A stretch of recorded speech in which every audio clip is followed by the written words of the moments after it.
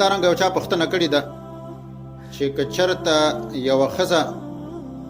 یو زنانه د یو ماشوم سره او یا د بلې زنانه سره د کور نه ووځي بازار ته ځي یا چې د خپلو خپلوانو کره مړي ژوندي له ځي ایا دا کار ورله جایز دی که نه او که په دې باندې ګناهګاري وي؟ نو جواب دا دی چې زنانه کله د خپل کور نه وځي نو دا زنانه به خالیني یا به دا داسې علاقې ته ځي چې د سفر په اندازه باندې مزل دی یا به د هغې نه کم اندازې باندې وي.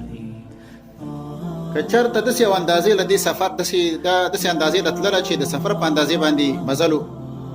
ځای لرې دی نو حدیث کې راغلی دی چې زنانه دپاره جایز نه دي چې دا سفر وکړي یا د خپل خاوند سره او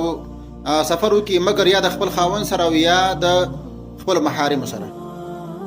که د سفر په اندازه باندې ځای ته تلله نو یا به خپل خاوند ورسره وي یا به محارمو کې څوک ورسره وي لکه خپل ورور غټ لکه پلار لکه زوی لکه تره ماما کوم چې محارم دي. خو که د هغې نه د لنډ ځای دپاره تلله د یو کلي نه وځي بل کلي ته نږدې ځي یوې کوڅې نه بلې کوڅې ته ځي یا نږدې دوکانونو سودا راخلي یا نږدې مثلا یو ځای کې مدرسه د هغې ته ځي یو ځای کې کلینیک ته ډاکټر ته ځي یا خپلو خپلوانو کره ځي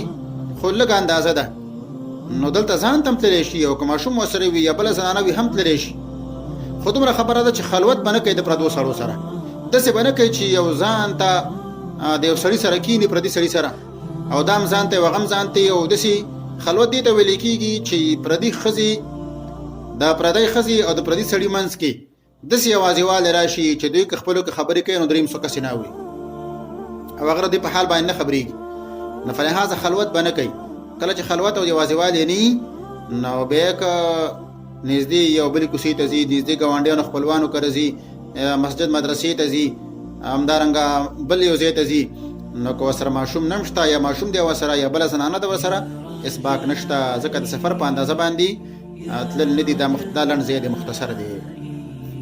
کله چې سفر اوږدي نو بیا به یا پکې خاوند ضروري او یا به محارم پکې څوک ضروري. محارم لکه موږ مخکې ویل پلار رور زوی او دا خپل خپلوان چې کوم دي چا سره چې نکاح نه کېږي د همیشه دپاره.